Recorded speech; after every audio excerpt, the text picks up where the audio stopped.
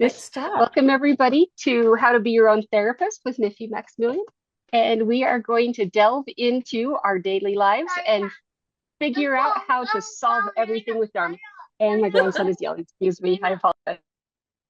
Thank you, Shayla. That's right. We're going to figure out how to solve everything with Dharma, which sounds like a simple sentence, but actually, that's the whole purpose. That normally we just solve things and we think they're solved, but generally it's a temporary measure. Whereas the Dharma approach, which is what this Be Your Own Therapist series is about, is really tackling the root causes of our problems. Because otherwise it's just like raking leaves, isn't it? You get rid of all the leaves and the next minute they're all back again. So what we're going to do is get to the source of the leaves and the source of all the problems, and then start working on that. And then, even though it's very slow incremental progress, we do experience a difference straight away. And I think the more we practice applying our Dharma wisdom, the more courage and energy we get, because we see it's a really long-term thing and we see deep long-term results. Otherwise, we're all familiar with what it's like to just burn out, aren't we? So that's the thing that we're trying to avoid. So before we get started, let's take a moment to set our motivation then, that even though it's problems that's led us here, and actually in that way our problems can be our friends. What we're trying to do is solve the root cause of the problems, so it's not just the problem, and so we can kind of release being so entangled in our immediate issues and see them in this bigger perspective. So a Buddhist motivation really takes this into account, that it's not just for now, but it's for the long term. And the long term, it's not even just for this life. It's not even just for the next couple of decades or so. It's actually for what happens next, for the next couple of lifetimes or so. Really big picture. And we can actually make really substantial incremental progress. The fact that we're here at the moment means we've already made progress in our life. And also, because it's a Mahayana center, then our motivation can be really strong, not just for ourselves, but for everybody. Because whatever we go through, if we do it well, if we take the very essence of it and use it, then we can help others that are in the same boat. And really, that's the crucial thing, isn't it? When someone who knows what we're going through, understands, empathizes, and then can actually share some helpful experience, insight, even just share some empathy, it makes all the difference, doesn't it? If it's someone that's been through it like you, that's what counts. So for us too, whatever we go through, then we can be there for others. And of course, the Buddhist motivation, again, is much bigger than that. Being there for others as a Buddha. That's the aim. If you're a Buddhist, the aim is to become a Buddha. So don't be frightened of that as an aim. Always have it up there. And then everything in between becomes a lot easier. So with an attitude of kindness and curiosity, the two wings of the bird, compassion and wisdom, we can embark on our get together today. So got a few more people that have joined us. We were just talking just before we got started about crochet and the gym, and so I thought I'd just kind of kick it off, because for, I don't know, just about all the decades that I've been alive, I've always said there's no way I'm ever going to the gym over my dead body. No self-respecting Buddhist would go to the gym. Why don't you just do prostrations? And I've been very, very vocal about this. Anyway, at the beginning of this year, I went to the gym. And I know, Geraldine, I surprised myself too. But why did I go? Because I was scared of dying. So that's a good enough incentive, I suppose. Two things. So one, I got osteoporosis, and I thought that's terrible. And I lost all my fitness with the lockdowns with COVID, and I thought I'd never get it back again. But the other thing, the immediate motivation was going on pilgrimage to Ladakh. So Ladakh is like, you know, between 3,000 and 5,000 meters was where we were going. So we went as high as the equivalent of Everest Base Camp. And it's all monasteries and hills and things. And I just didn't want to die going up the stairs to a monastery in Ladakh. And I didn't want to suffer going to these monasteries. I wanted to be able to, instead of just like try not to expire from being puffed and out of shape, I wanted to actually be able to go on a pilgrimage. So 3 months before going to Ladakh, I went to the gym. Then I found a women's only gym, which is great. The demographic's really interesting. It's kind of like Muslim ladies, little old ladies with osteoporosis, a couple of drop dead gorgeous influencers, and like young Indian bodybuilders or weightlifters. Like the demographic is wonderful. And then me in my leopard skin pajamas and pink hair, because I don't have a gym outfit, right? So then off I went. And so I started on the stairs machine. And, you go up these stairs practicing. So I just imagined Geshe Zopa in front of me, and I was just following up the stairs. And I was on the path, and may I never fall off the path. And may I always have the enthusiasm to follow the guru. And may I always run after the guru. So and then each week I added 50 more stairs. So I started off doing 50 stairs. I was so proud of myself. Oh my God. I could barely do 50 steps upstairs. But every time that I got tired, I was just thinking, okay, so what pushes us through? It's guru devotion. This is how we do it. So I tried to amalgamate the physically pushing myself and my motivation together, because I kind of feel embarrassed just doing something for a physical thing. I don't think that's enough. And there's something really powerful about putting the two together, body and mind, that the amount of effort you put into the physical transfers into the effort you're putting into the mental. And that's what I found amazing. So now it's kind of part of it's become a habit, because you do something so concentrated physically, it can become a habit quite quickly with the amount of effort and momentum you put in. Anyway, so then I got up to, before going to Ladakh, I got up to 1,000 steps a day. So I hit 1,000 steps on the week going to Ladakh, and boy, did it pay off. Because not only are there steps in Ladakh, but there's no handrails. So you got to have good balance. The steps are all uneven. Some of them are missing. Like, it was really good practice. Anyway, I was talking to one of our students here who was also going to the gym, life and death thing. They got diabetes. And they said what they do in between reps is the 4 immeasurables.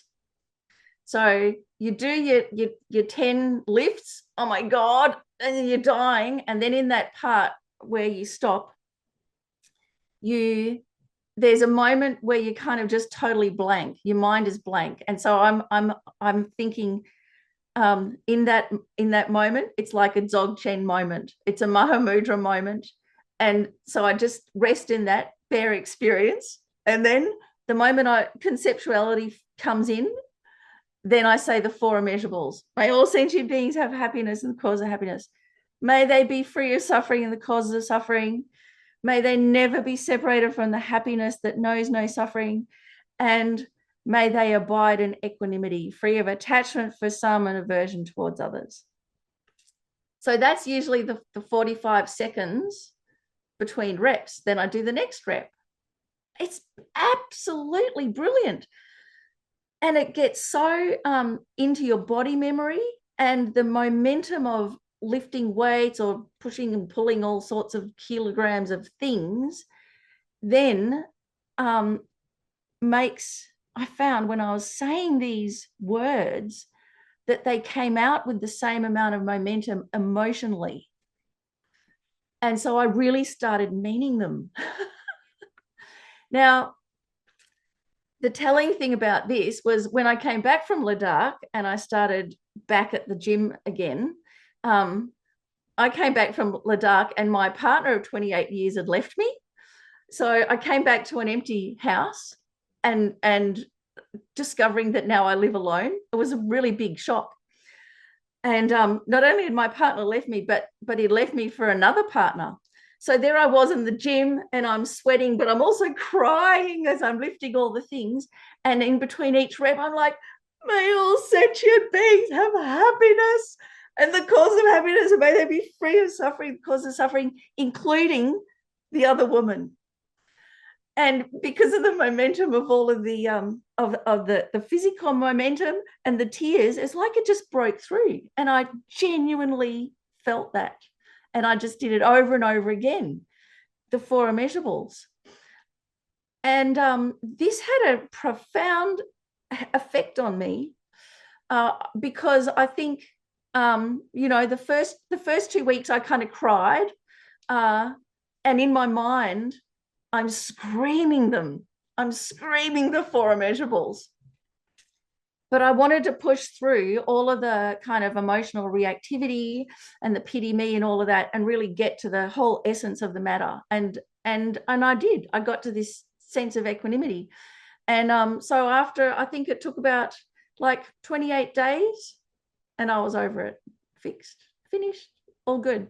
Now I'm best friends with my ex-partner, really loving living alone, heaps more energy. So anyway, so then I started adding a few other things in the gym now. So when I do legs, I say the Tara mantra. 1, Tutari Turi Soha, 2, Tutari Turi Soha, 3, Tutari Turi Soha, lifting so her beautiful feet.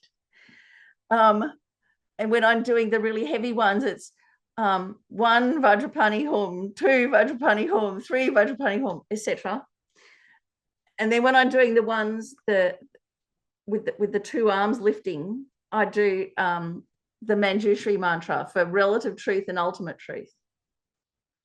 So I've got all my mantras in there now. And when I do this one, 1 on Mani Padme Hum, 2 on Mani Padme Hum. So it's like Chenrezig's 1,000 arms embracing everybody. And it's really hard.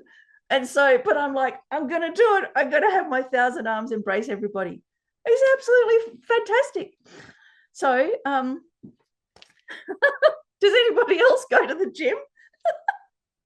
Yeah, Geraldine. So what do you reckon? I've just come back from the gym. That's why I was late. Because we go to coffee afterwards, the Wednesday group. I go 3 times a week. My motivation was so that I could walk, because before I was going, I was hobbling around with arthritis after a couple of steps. And I have absolutely loved it. But they've caused me an injury or two, and I've had to use the practice very much to not harbor, because a really wrong thing happened. But I do love it. And I think that just that physicality of it makes people sort of more collegial, like people are relaxed and linking, getting, relating quite easy. Okay. So Yes.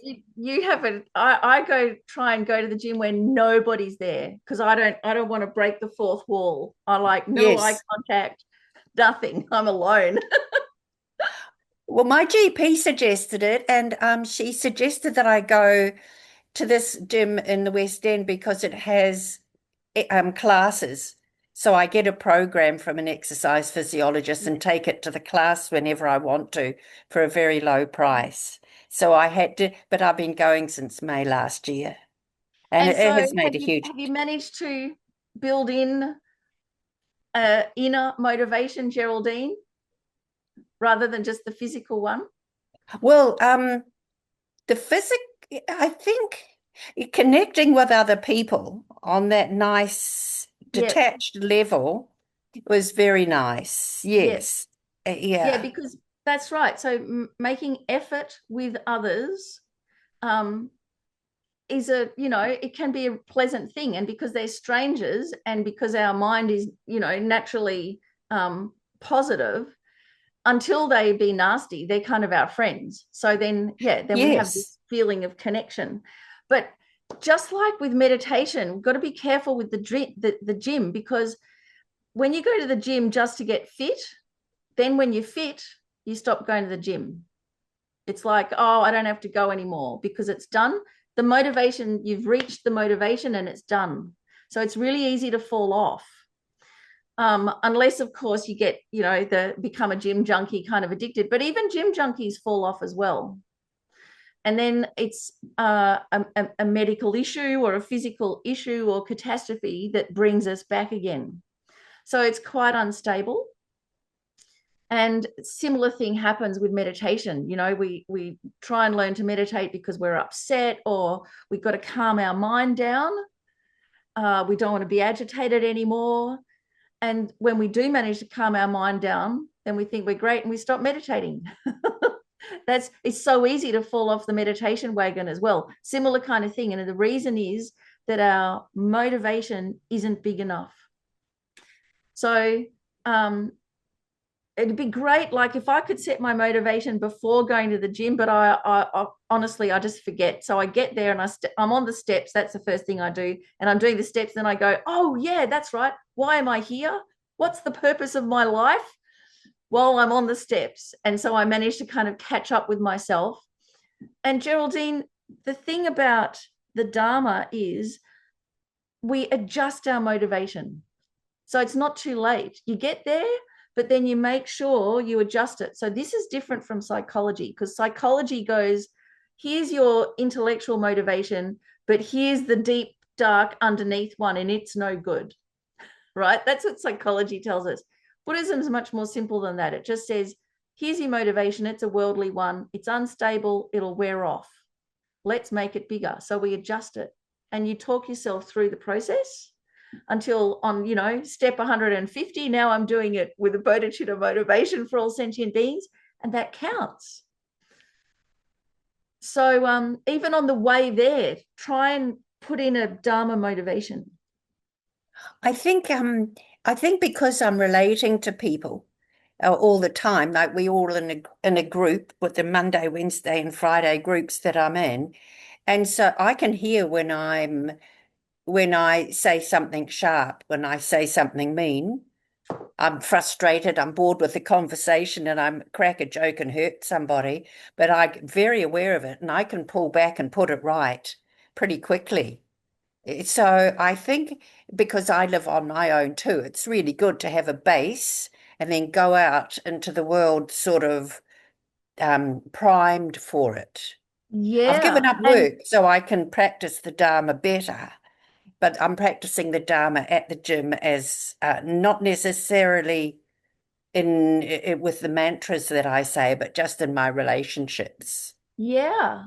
So that's that's the beauty of having this kind of ongoing relating with strangers, is that, Yes. you can monitor your own responses, and it's fairly simple to kind of, it's like, it's a mental emotional workout as well, isn't it? So that's, Yes. you're taking full advantage of that. But of course it's going to, it'll change, because some people you'll get closer to and others will start annoying you, because they'll stop being strangers. That's just the nature of it. So to not lose that connection when they stop being strangers, that's when the four immeasurables come in. And so that's when you think, regardless of how I'm emotionally with these people, fundamentally, we're all the same. Fundamentally, we all want to be happy, and Yes. fundamentally, we all have Buddha nature. And so then you relate to the person's Buddha nature, even if you don't like them. And the don't like Yes. them is just tiny up the top there. Yes. Yes. I listened to Lama Zopa either last night or this morning talking about how he had learned that his father was his greatest teacher. Because his You mean father had Geshe given, Zopa? yes, Geshe Zopa. yes. Yeah. Geshe Zopa. And I've heard these things, I've heard him say these things before, and I've heard stories like that, but just the immediacy of it made me apply it to some family situations straight away. And I think having given up work and given myself that space so that I can have a meditation routine and apply it immediately, and and have, because I wanted the ability to be spontaneous, Yep. and not That's have right. my time taken up by stuff I didn't want to do. Yeah. Yeah. Yeah. Yeah. So, I mean, going to the gym is like this, it's got this wonderful kind of biofeedback loop. We do something, we get a response, whether it's with Yes. people or whether it's physically. And as a Buddhist practitioner, we can take that and transfer that into our internal life. And so Yes. that's also probably coming back to like why I'm no longer crocheting, because I did the same process when crocheting, that it was like a biofeedback thing. You, like, for instance, you do a mistake in crochet, you don't beat yourself up about it, you just undo it and do it again. And then that kind of kind and equanimous motivation can transfer to the rest of your life if you're aware of it. Mm. So the same kind of internal reflection and using it as like a mental workout as well as a physical workout for crochet now happens for me at the gym. And so that's why I'm not doing any crochet anymore. And of course, the other thing that happens is when you're doing those physical exercises, your mind's kind of doing what I call sideways thinking, which is thinking about things without directly hitting at them. And so it's a little bit more like daydreaming, which means there's a chance for new thoughts to come up. Doesn't always happen. You can dwell on it and just get to ruminating. But if even then, because of the momentum of the physical activity, your mind can come up with a new thought or a new response. And so that now I find happens when I crochet, when I'm on the bus or the train looking out the window, again with company, how important that is, or at the gym, this kind of sideways thinking. The other time that happens is unfortunately or fortunately, depending how you look at it, at teachings. So when I'm at teachings with a Lama, I always think there's the teaching they're giving, and then there's the parallel teaching. And that's kind of like all the offshoot thoughts that you have as you're listening or as you're waiting, for the translation, that are kind of associated with the teaching, but also because your mind is there, but it's also probably a little bit sleepy. It kind of goes off on a tangent. And so I've found as long as the tangent doesn't go off too far, the parallel teaching that happens is actually really important, because often it's where you're thinking about what's being taught, but you're just kind of riffing on a theme with your own life. And you're not trying to be a good Buddhist or push yourself into doing this or doing that. You're just kind of letting it go in this nice controlled atmosphere of being in a gompa. And so the thoughts that you come up with are really quite honest in a way. And if you can catch them without getting too tight, you can really use them. So I've had insights and I've had really good ideas come in that parallel way. So I think the same thing happens at the gym. You're doing this physical exercise and you're kind of processing stuff that's been going on for the week. And hopefully new thoughts, new insights come from that. So you're nodding, Geraldine. And of course, the new insights and thoughts come if you've set a positive motivation at the beginning. Then it's in the right direction. If you haven't set a positive motivation at the beginning, what's going to happen is you're just going to get all resentful and go, I want to bash them. so it's really important to set the motivation. Lakshmi, you had something too. Did you have something to say way back then, or no? No, it's just that I think what you said is absolutely right. I used to get up and go to the gym. I used to be at the gym at 5 a.m. because I had to be at work at 8 a.m. I did it all. And then when I got healthy, fit, even I did it because I had medical issues. All my parameters were skyrocketing, and I enrolled for a cycling in Ladakh. That was my motivation. I wanted to cycle in Ladakh, and it Oh was my from gosh. if you've gone there. I cycled from Manali to Leh. With about 12 feet of snow on either side. So that was my motivation. So I got extremely fit, and then I dropped off the bandwagon till date. I've not gone back to a gym. Ah, wow. So there you go. So all of that effort, you see, and this is the thing, that it's not that we're bad people or wrong or anything with these kind of worldly motivations. It's just that they're limited, aren't they? So they cannot carry us further than what the thing is. So if the thing is just to get fit or just to do that outrageous cycling tour, once it's done, the motivation to go to the gym's over. And a similar thing happens with the meditation. You know, once we're now calm, the motivation to meditate's over. And it's just this tiny little crossover thing that if we just had the awareness of it, we'd catch it and go, but I was here for a lot more than that. But because we're not aware of it, it just, you know, life goes on and you blink and how many years have gone by?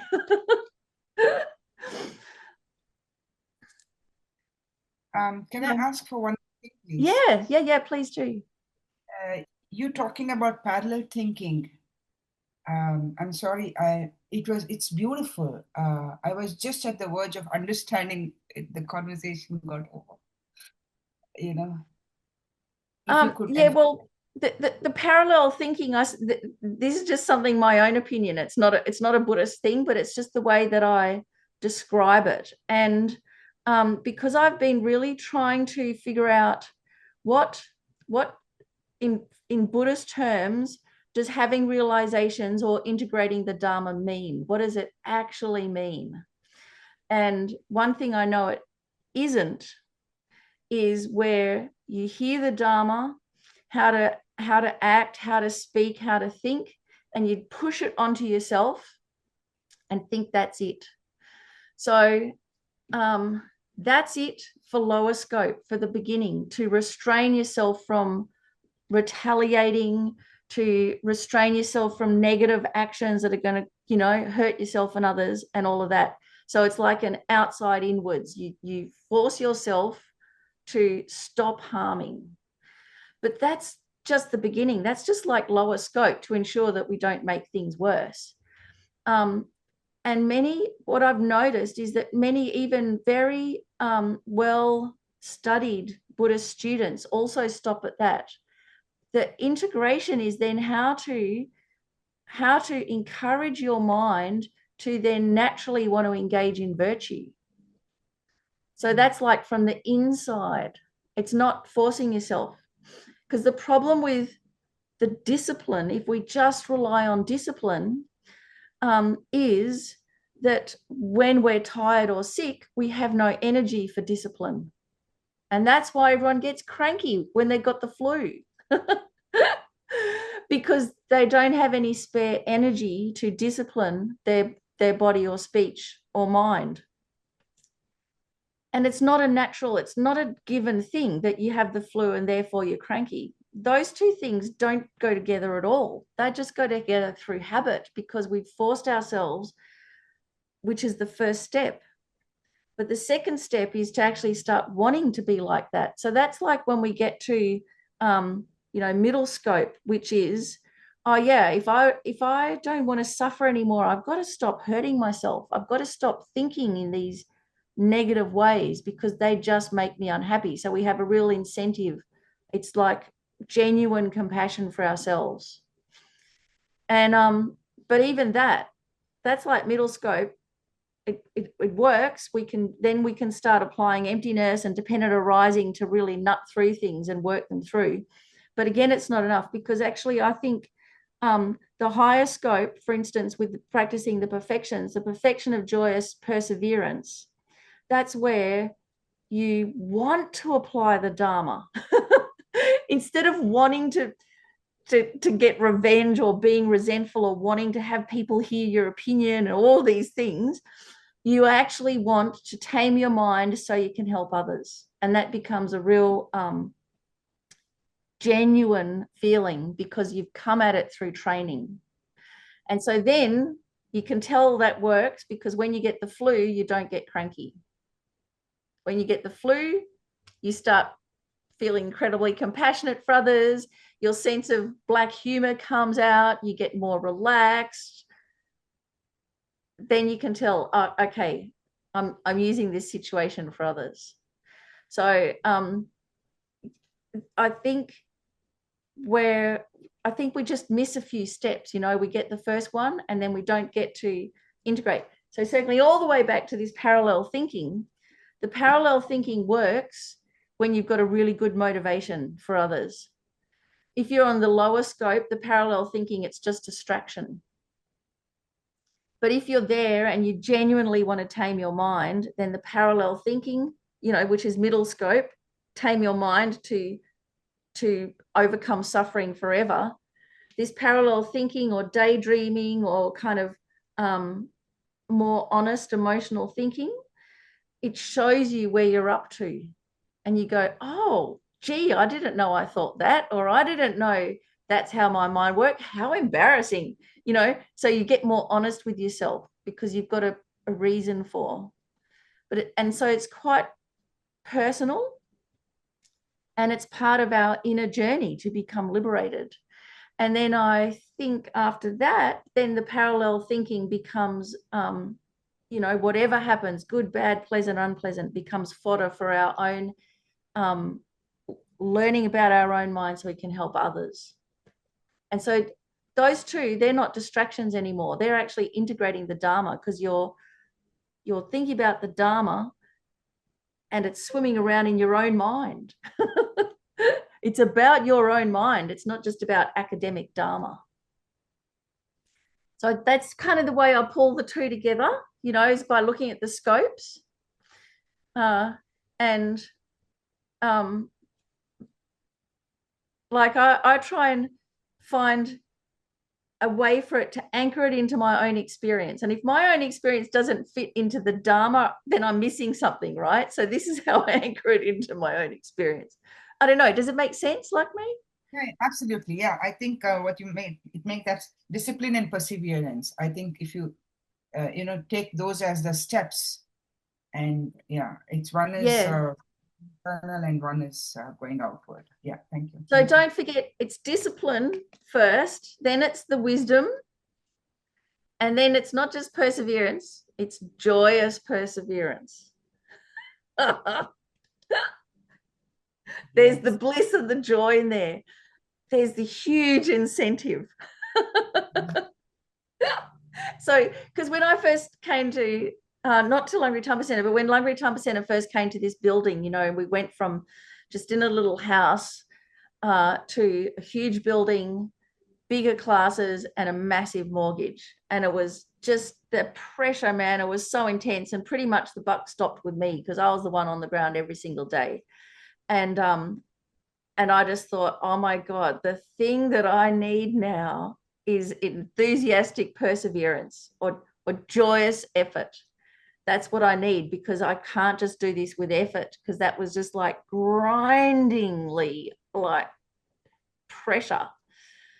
So that's where I really noticed that you need joyous effort. And how do you get joyous effort when you're so pressurized and suicidal because you can't bear it for one more moment? You know, what do you do here? Oh my gosh. So, I mean, at the time, I had many suicidal thoughts, but I also knew there was no way I was ever going to follow them on. It was just the extent of my desperation. And then I thought, how it's trying to get joyous effort. It's like pulling yourself up by your own bootstraps. It's almost impossible. And the joy comes from kind of stopping worrying about your own self and going, oh, well, if I'm doomed to be miserable and pressurized for the rest of my life, so be it. It doesn't matter, because it's going to benefit all of these people. And then seeing the people come through the door and actually benefit and actually get help and actually become happier and actually not kill themselves, that's where the joy in joyous effort comes in. Like those things really matter, and they make your heart full, and they propel you through kind of the personal pressure. So don't forget the joy.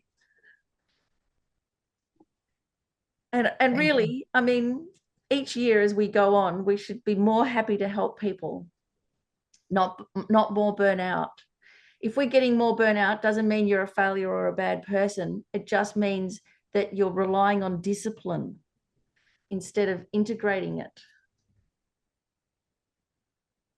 Mm.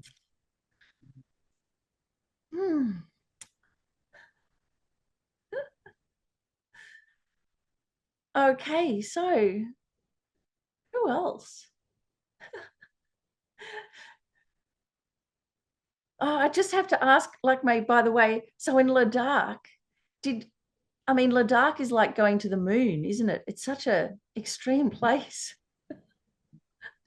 There were many people touring when we were there, like was summer, and there were many motorcycle groups, all with matching t-shirts and things, touring through. And the holy places, did you go to any holy places? Yes, I did go to all the Gompas. So I went to the Key Monastery. I went to a couple of monasteries. I did cycling, not motorcycling. Yeah. I didn't see anybody cycling. I've got to say that's just a superhuman effort. Extreme because we were staying. I mean, you know what the weather is, how extremely cold and the lack of oxygen. So my nose was always bleeding due to high altitude sickness, and you have to take medication for that. And another beautiful place is Bhutan. I've gone to Bhutan and I've gone to the Tiger Monastery there as well. That is an extreme walking. It's the trek that is really, really, really, But there is no oxygen issue out there. The oxygen is fine. You can walk. Unlike in Ladakh, your Yeah. three steps is really hard in Ladakh. And Yeah. we were cycling. So what kept you going? I didn't want to die. Honestly, because my only motivation there was to get fit. Like I said, I was obese. I was extremely fat. All my medical parameters were through the roof. So I wanted to get fit. So I practiced. Motivation was to be fit. And in fact, the mind plays amazing tricks, especially when you are in the middle of that. It's a high desert. There is not a twig, there's not a blade of grass, there is not an animal, there's not a person that you see for hours and hours. And I think I was always the oldest person with the group. So I was really, really far behind. Everybody else had really moved on. So motivation. Sorry, go on. So the motivation was to catch up, and I cannot die here on my own because nobody's going to come back looking for me. I think that was dire, desperate motivation. Yeah. So, I mean, when we get to the life and death experiences like that, we can do superhuman things. And I think that's part of the draw card. I mean, that's why people do extreme sports and why they do those rock climbing and, the high wires and all that kind of thing, because we physically put ourselves into an experience where we know it's life and death. So all of our instincts and our mind focuses and it drops everything else. And there is a kind of bliss that comes from that, of dropping all the extraneous concerns and just being in the moment, facing your fear. Everything becomes simple. And because it's simple and kind of in touch with reality in the moment, it's got this really deep experience and kind of blissful experience in amongst the physical pain. There's like a mental kind of revelation and blissful experience. But of course, the thing about this is that if we rely on a physical experience to bring us to a mental experience, what do you think's happening there? It's like once the physical experience finishes, the mental experience does too. So that's why people keep on doing extreme sports, because actually, shouldn't it be enough to have it just once? And then we know what it's like, and then we can go back to the extreme mental experience without putting ourselves in a life and death situation. Because life and death situations, people die, so this thing, like how people climb Everest, it's become a thing that it's not just mountain climbers now. It's like an experience that people have to climb Everest, and they get all the equipment or whatever, and it's like going on the Camino Trail or whatever. You do the thing, you have the experience, you tick it off your bucket list, and in that experience you go through some kind of transformation.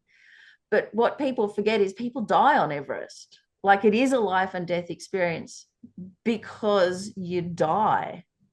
So do we really want to sacrifice our life for climbing a mountain? I mean, maybe once to get that experience of what it's like to come up that close. But to do it again and again, I think, is folly, because then eventually you die, and then all your friends are sad. Oh, well, at least they died doing what they love, but you've wasted your life. And there's this incredible arrogance that every mountain climber has, that thinks, but I'm not going to be the one to die. I mean, that's folly. That's just human arrogance. Who says? You very well may be the one to die. So, you get that experience, you have this, you come up against what in Jungne is called the bare face of your innate mind. And I really think that's the purpose of these, pushing ourselves to these limits, that we experience that. It's like a secular initiation. We get a taste of that, of the bare face of our innate mind, what our limits are, what life and death is, what matters to us, being in the present. But having done Jungne's, and anyone who's done Jungne's, you can have that life and death experience and meet the bare face of your innate mind without putting yourself in a life and death situation, without dying. You think you're going to die. Absolutely, you think you're going to die. And that's why it's so transformative. But it's not folly, because you won't die. Whereas things like that, like you were saying, catch up, I don't want to die alone. That's right, you could have. And I'm so glad you didn't, and you came back. Yeah, I mean, what you also mentioned about people doing this, I mean, of course, what I did is not extreme, like, climbing the Everest. Today, social media influencers want to do it just for ticking the box. But, in fact, I want to do it again. And I was just listening to you and thinking, why do I want it to? Because the kind of thoughts that came to my mind at that point, what is my purpose? Why am I pushing myself off this ridge? Why am I here? I've not had that. I want to encounter those kind of things. I mean, I know you said it's a folly. Is it? Otherwise, how else am I going to come across that to face? Yes. I think if it's just that, I think it is folly. So there's two ways you could go here. One is that you can push yourself, but go to the holy sites, so that everything is in you is straining towards going to the monastery, the holy site, the holy lake, so that, because they are like the physical placeholders for the Pure Lands. So actually you're striving for the enlightened beings, the Pure Lands. So you make it a Dharma thing. And then, of course, why do that? With a bodhicitta motivation. So that way, then I don't think it's folly. But just to have the physical extremes, like just climbing a mountain, I mean, actually, with mountain climbers, it's rude. Climbing a mountain, climbing Uluru, what used to be called Ayers Rock, it's rude. Clambering all over a holy object. Like, you strive, you go to the mountain to bow down to the mountain and all the beings in the mountain. So, or the monastery there on the mountain. Then you can amalgamate body and mind, and it'd be really powerful. But the other thing, like, May, have you done Jungne's? Sorry? Have you done Jungne's, the fasting, the 2-day fasting practice? I have done fasting. I have done up to 7 days of water fasting. Yeah, no, Nyungnays. So Nyungnay, Nyung-N-E. No, let me figure this Nyungnay. out. So it's a 2-day practice on Chenrezig, the Buddha of compassion. And it's really like a Buddhist boot camp. Lama Yeshe recommended, especially for us city dwellers or, people when we have family and jobs and all of that, to do Nyungnays because it's really short and really intense.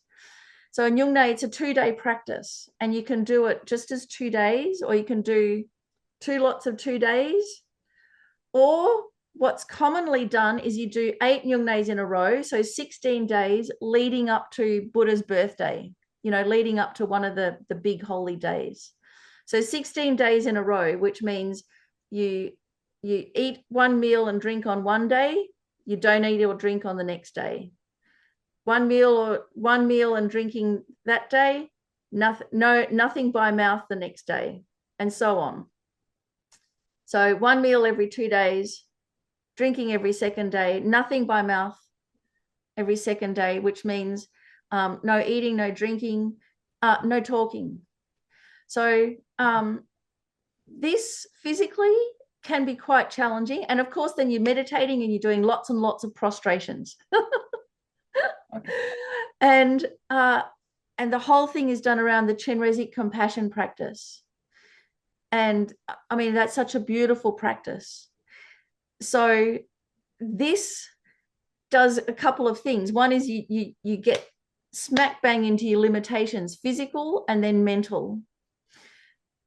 And you use that experience. So when you're feeling cold and freezing because you haven't eaten and so your body temperature just plummets, then you purify the karma for the cold hells and you imagine liberating all the beings from the cold hells. And because you're freezing cold, you really mean it.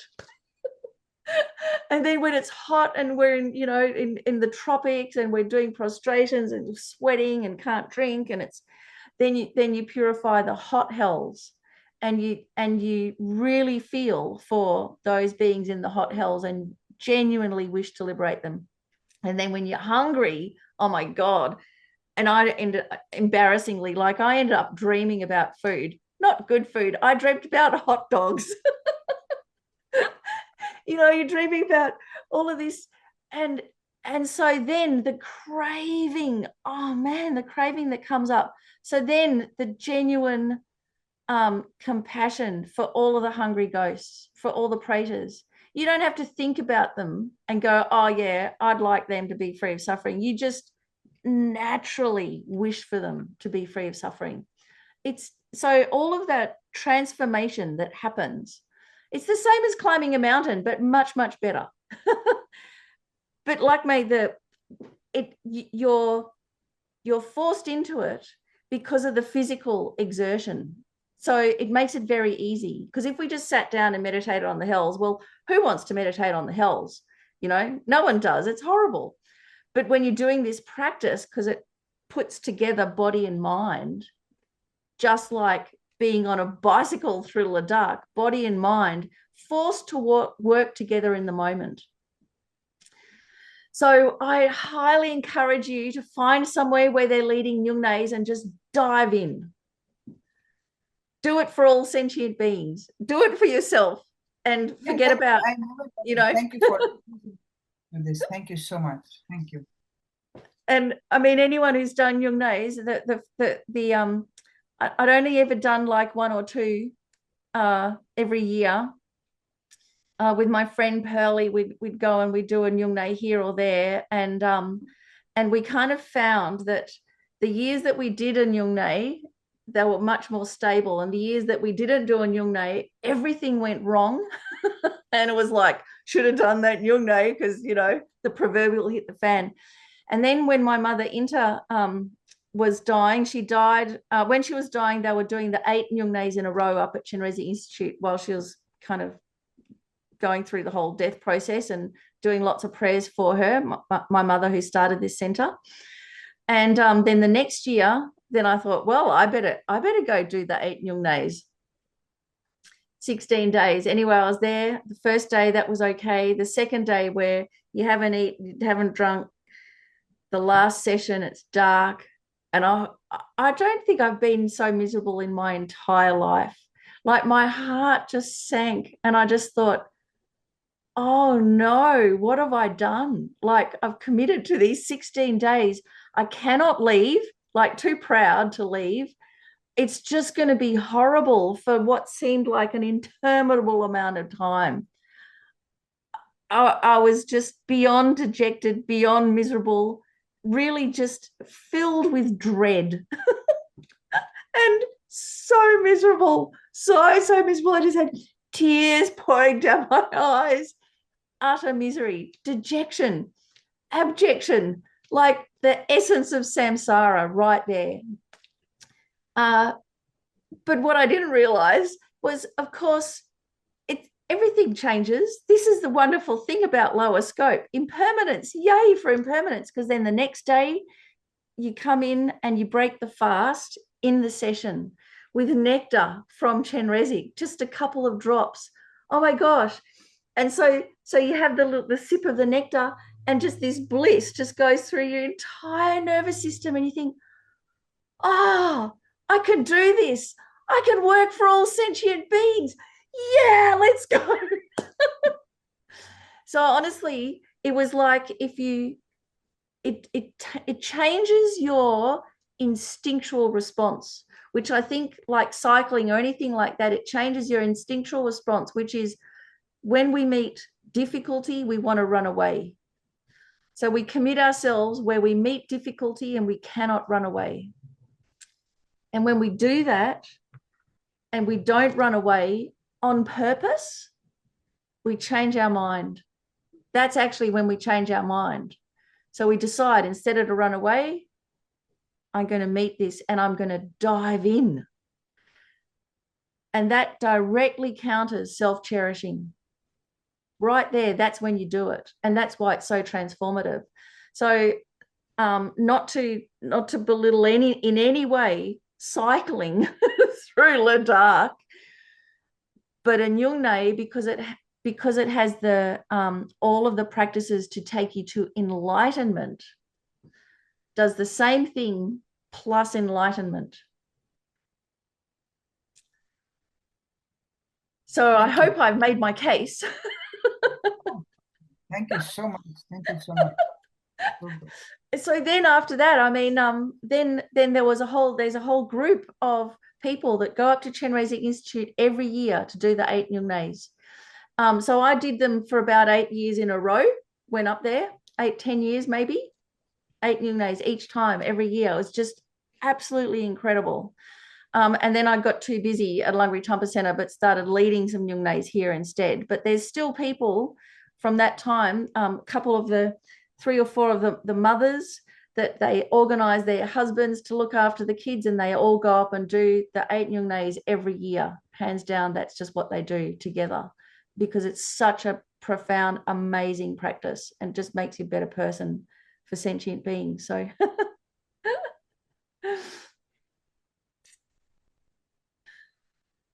we've got a couple more minutes. Does anyone have anything else to say or ask or add, or done Nyungnes want to throw their 2 cents in about that? I just didn't realize what the Nyungne was for. I just thought that it was maybe like an 8 Mahayana precepts. I didn't understand what it was for. So I appreciate. Yeah, and well, it's not just torture. It's not just torture, and I mean, they say it's for purification, but we hear purification. What does purification actually mean?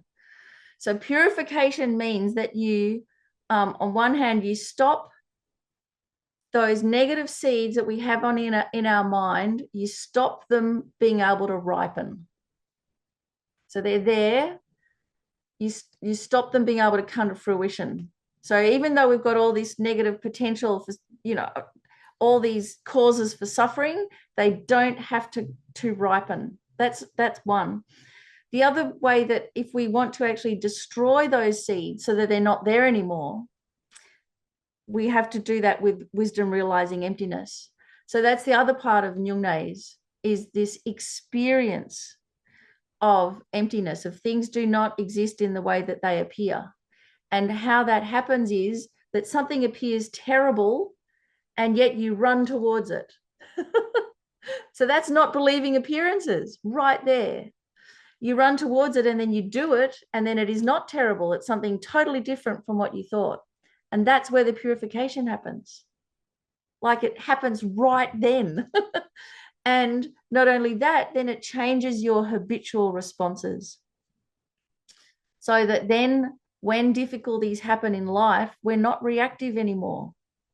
We actually can respond as our best selves in the way that we wanted to be able to help others, instead of being pushed around by our emotions or pushed around by our fear.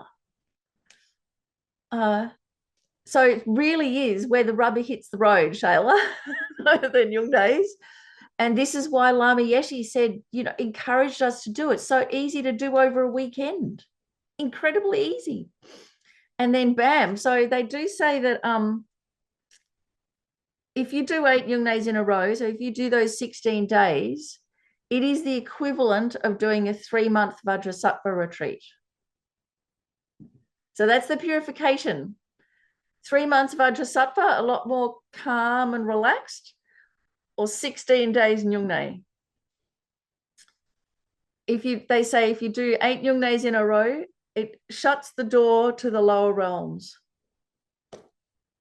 And I can see how that is, because you can trust yourself. You know you will never be that reactive again that you'll really harm someone. So, of course, it shuts the door to the lower realms. And also because the lower realms, the hellish states, the craving states, they're caused by our mind. So if you run into that craving state and discover that it's not as bad as you thought and stop being reactive, it'll never have that grasp, that kind of pressure and fear again. So, of course, you close the door to the lower realms. It doesn't mean that, of course, because we don't have that realization of emptiness, we do the 8 Nyungnes, it's not like, oh, great, I'm saved. Because what happens is we go back into our life, it begins to wear off because we haven't got that wisdom realizing emptiness, and we start creating more negativity, building up more negative stuff. And so then we've got to do it again, but each sweep through, we save ourselves anew until we develop the wisdom. So it's a tantric practice. It's a tantric practice on Chenrezig.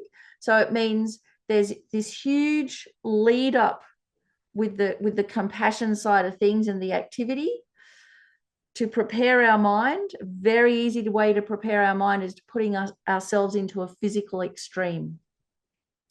And then when we're in that space, then we meditate on emptiness. And it's really sincere because you've gone through this incredible confronting process. So even though it's a very extreme practice, it's actually easy because you're either doing it or not doing it. Very unambiguous in that way and incredibly effective. So as a tantric practice, one to start with, it just clears the decks for everything else.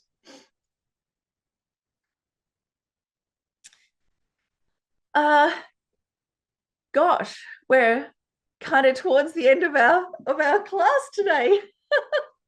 Anyway, I'm so thrilled that we have this group theme going, that the 2 things that I mentioned, the gym and Ladakh, Geraldine and Lakme, I mean, spot on. How wonderful. I'm really, really, really thrilled about that. And everybody else, I hope you're enthused to go and do some Nyungnes. Pick one of the holy days. Try and find a center where they're doing it. It's much better to do one, being led by others first than do on your own. And it's one of the core practices of FPMT. It's one of the core practices of discovering Buddhism. You actually can't pass discovering Buddhism unless you've done Nyungnes, not just done them, but even led a session. And that's because it's the practice part. It's not discovering Buddhism, it's not just the theory. It's putting it into the practice. And Yungne is, oh boy, that's the big exam.